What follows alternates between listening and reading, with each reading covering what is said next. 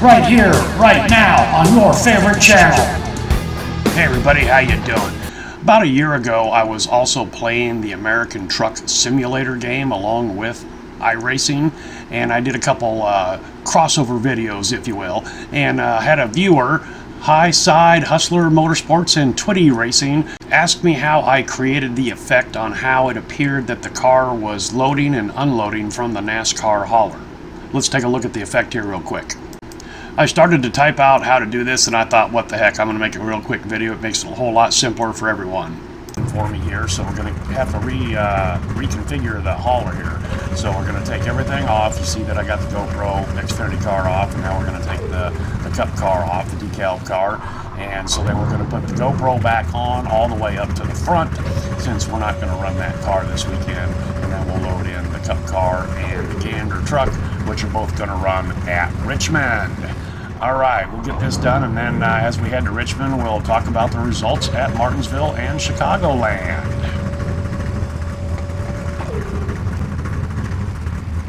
I use CyberLink Power Director video editing software, but probably just about any video software you can duplicate what I'm going to be doing here.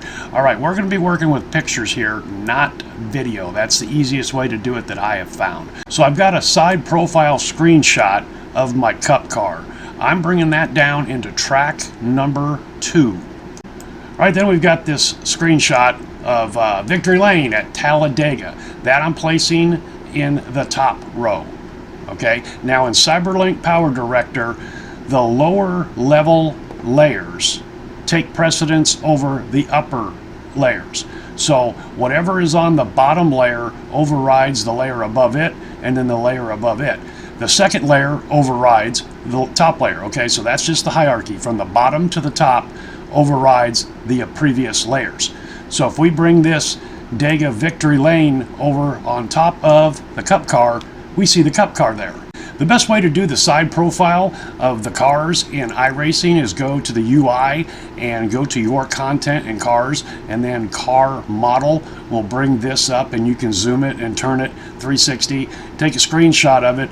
Then I trim that down using paint or another photo editor so you have as little white as possible. Then in Power Director, I double click on that photo.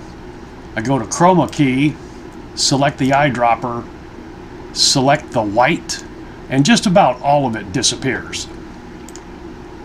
Okay, now we go back and we select that Talladega Victory Lane picture one more time and bring it down to the third layer. Okay, now this will superimpose over the car, and the car should disappear. And the car disappears. So you see we have a sandwich here. Okay. All right, now I'm going to move this one away for now. Double click on my car and just resize it. Okay. We're going to bring the bottom picture back over, back to make our sandwich. So I've got the bottom photo highlighted, and I'm coming over here to Designer. I'm not sure where you'd find this on other software, but it's Mask Designer. I'm going to click on that. All right, I'm going to select square here, and when I select on that, watch the right hand side of the screen there. You're going to see part of the car magically appear. There it is. Okay, so we want the car to be invisible until about, say, halfway into the Victory Lane. This is just to represent how you could do this. So I'm going to move the mask all the way to the right. Then I'm also going to resize it.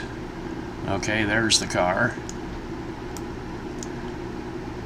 And we're going to bring that out to right about here. So this is the same thing that you saw on the truck. You need the two pictures, and then the meat in the sandwich is the thing that you want to appear out of nowhere, if you will.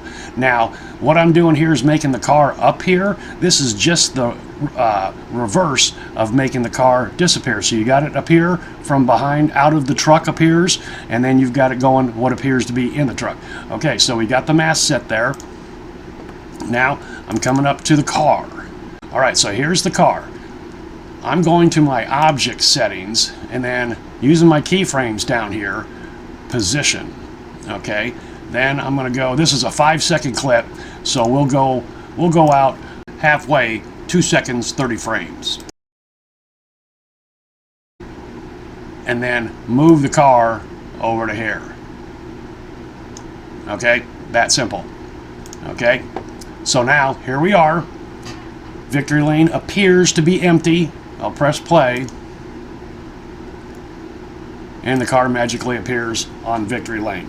I don't have any pictures. I'm not playing the ATS game right now, and everything that I have is stored on a CD. But I had, like the side profile of the truck.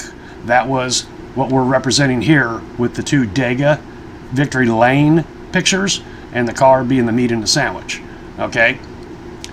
So that's how you use the mask designer in a video software system in order to make it appear that the car is being pulled out of the hauler down to the ground or up into the hauler.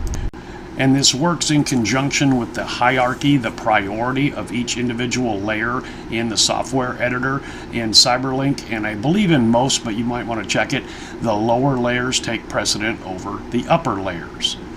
Then we have the double pictures, the 2 pictures that are stacked on the first layer, and then the third layer that are the exact same picture. And then using the mask, you hide part of one picture, but since there's 2 pictures, we see the complete picture, and then it appears that the car is being pulled out of the hauler. I tossed in some hydraulic whine audio, and then took some audio of the car at idle in the iRacing game, and added that on to get the final result. Alright guys and gals, that's all I've got for you today. Hopefully you can take something from this video and put it to use for yourself. Thanks for coming along for the ride, and hope to see you next time.